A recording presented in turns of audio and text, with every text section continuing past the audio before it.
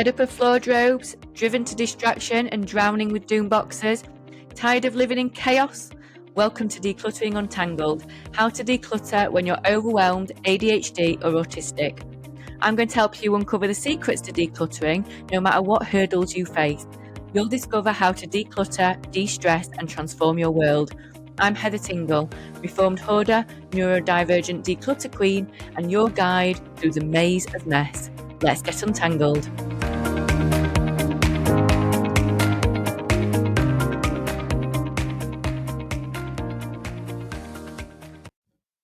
Hello Untanglers, and welcome to another episode of Decluttering Untangled with me, your host, Heather Tingle. Now, in today's podcast, it's been triggered by a conversation I had with a trainee declutterer today as we reminisced about our childhoods, and also as I talked about the freebies I got from the Clean and Tidy Home show recently with another organiser. So today's episode is all about getting freebies and promotional items. When you have them, the psychology behind when to have them, and what you do with the ones you want to let go of. So when I was little, it's a bit embarrassing this, so I'm being very honest. When I was little, in the back of teen magazines like Ms, and when I was a little bit older, More magazine, if those of you of a certain age remember that magazine, you'll remember a certain page in it. There used to be coupons which you could send off and get free sanitary towels from. Now, every time I got a magazine, I would send it off, I would post it off, and then a few days or weeks later, there would be a package at the door, and I get really excited. And this happened probably for a couple of months. I ended up with packages coming through all the time. I got so many in the end that my mum told me to stop. It was getting ridiculous.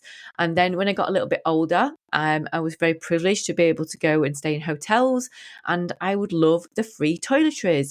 And they would bring me a great amount of excitement, only to be matched by getting a freebie like a pen or something from a chocolate rep when I had a village shop. So I loved that feeling of getting something for nothing, something free that I wasn't expecting. It felt like a treat. And I think my love of freebies started probably when I was quite young, and it hasn't totally gone now. I'll be totally honest. You know, there's something about the fact that you're getting something that is worth something for absolutely nothing. That's what, in theory, in my head. Now, I know that I'm not actually getting something for nothing. There's always something behind it. It isn't actually free. It takes up space in my home, which is really valuable. It takes up brain space, which is quite frankly even more valuable, really. But also it's included in the price of a ticket to wherever I'm going. It's included in the price of the hotel that I'm staying in. Everything has a cost to it. Nothing is free, let's face it, these days. So there's something about the fact that in my head as a child, I was saving money. So free sanitary towels means later when I needed them, I wouldn't have to pay for any. Now, obviously as a child, I wouldn't have been paying for them anyway, but it felt like I was saving money. And if you've grown up with not very much money, then that can feel like a really big, important thing that you're doing, that you are being treated as well. So as an adult, it feels quite smug, if I'm honest, to be treated to really nice toiletries. I think from a freebie point of view, the worst thing that that hotels did was replenish the dispensers, put dispensers in rather than the little bottles. And they realised that actually people just didn't use them. They probably brought their own stuff, or they'd use the soap, and they would take the stuff home with them. Whereas if you put the shower gel just in the compartment, then people used it, and they didn't try and decant the shower gel. Well, I wouldn't anyway, into something extra and take that home with you. So it saved the hotel money. It was more eco-friendly to do it that way. But if I'm honest, the excitement of going in that hotel room was gone. Oh, well, there's no freebies. Oh, that can feel a bit shocking, really, when you're a professional declutterer, but there is something about it that it feels luxurious. It feels that you're being treated, and it feels that you are being looked after. It feels that you are elevated in some way. And it also feels like you're getting your money's worth. And that is one of the worst sentences that you could possibly... How many times do we know where you go to a buffet and all you can eat and you want to get your money's worth? Actually, all you need to do is take what you need. And that's fine. That's all you need to do. But that's quite a hard thing to do when your mindset is always looking for those extras. So the thing is, when I decluttered, I'd got so many toiletries gathering dust in a drawer, I never actually used the freebies. They were just taking up space, causing a problem. I had things I didn't even need or want, but because they were free, I felt obliged. And if I'm honest, I was still excited to get them. It didn't matter what it was, they were free. Therefore, it was good. I now know just because something is free doesn't necessarily mean it's good for me. So I still get excited about freebies, but the difference now is I only take them if I know I'm actively going to use them and soon, or if I can give them another home that feels good and that will definitely happen. So, for example, in some hotels I stay in, they give free toothbrushes away in great packets, which is great because I can give those to homeless shelters. And that is something I do. So I at least know that they're going to go somewhere. I don't keep them in my drawer and think, well, that might come in handy one day. Because if I need a toothbrush, I'll go and buy a toothbrush. And, I have electric ones. So I'm never going to get to that point. So they're not just cluttering up space in my drawers. They come, and within, I would say, a week of getting back from the event, they've gone to the intended home. But the things like the hand cream and the shower caps and the silly little emery boards that for me are absolutely next to useless, I leave them. And I think it's important to realise that just because something is there to be taken doesn't mean say you have to do it. And it is better for the environment if you leave it there to be taken by somebody else, by the next person. Only taking what you actually need is the way to go. And if you think, well, the disposable, they'd be binned anyway, don't feel that you need to be the saviour for the item. You absolutely don't. It's still in use. It's still going to be thrown away or put in landfill eventually, even if you take it to your house first. That isn't going to make it better. But what does make it better is people power, and less people taking them, they become obsolete and then they stop being produced in the first place. So that is more eco-friendly, is to not take it in the first place. I also think so often when we get freebies, they also become something that we feel like we need to keep, especially branded promo items. So it can feel wasteful and it can feel guilty that you're just giving it away. And we all think maybe, well, what happens if nobody wants that, that special pen or that special mug because it was got 1997 written on it and no one wants a mug from 1997. And that can feel quite hard, especially if you felt quite special by getting it in the first place.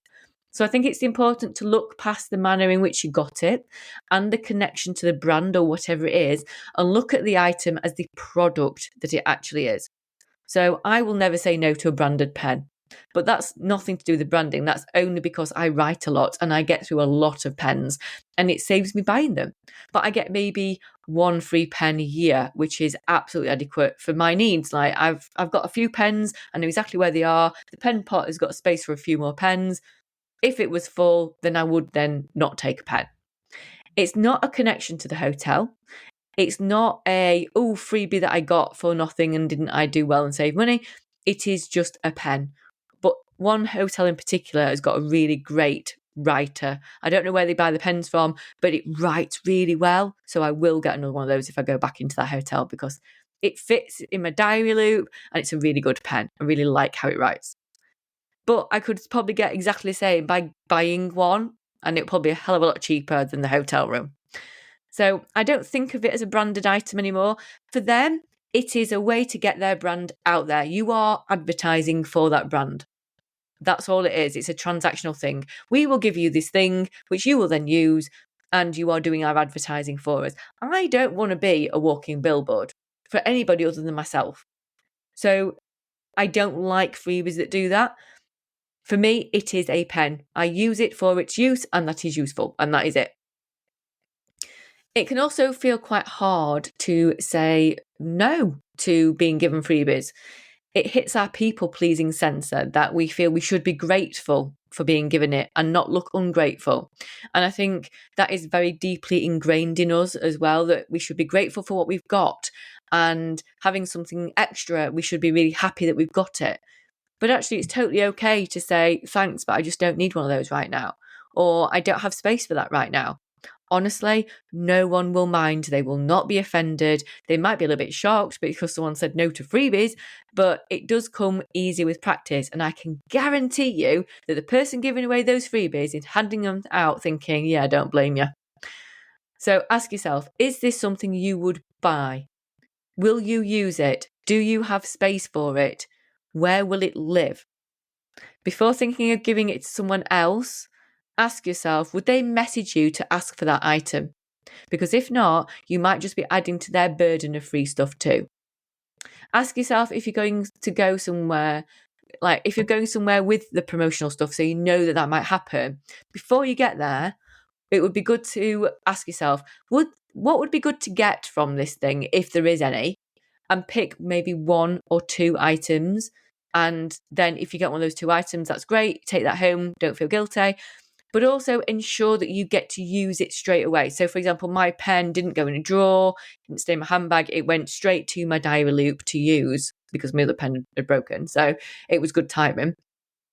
But for example, things like if you get mini bottles of shampoo, get that little mini bottle of shampoo and decant it into your current shampoo bottle so that you use it straight away. Don't feel you've got to keep it pristine in its little pretty bottle, because it'll probably just go in a drawer in your bathroom or in your bedroom for years and years. You'll forget you've got it, and you'll go through the same thing, that when you get to the end of the shampoo, you buy another shampoo from the supermarket and never get around to those little bottles.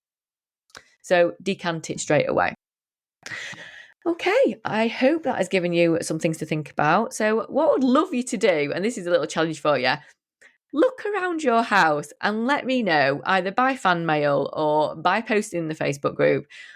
I bet there is a Sports Direct mug, those massive mugs are amazing, or a promotional bug with a ribbon on. I definitely had loads of those as a kid, and I do like the promotional bugs. They're cute, but they don't do anything. There's no point in me having them. Or a pen, or a tote bag somewhere that was free. And let me know what freebies you've got in your home. I bet you've got more than what you think. Ask yourself, how attached are you to them? And then really ask yourself why. Was it because it made you feel valued? Was it because it made you feel special? Was it about saving money? Was it the excitement over getting something for free, but actually it wasn't for free?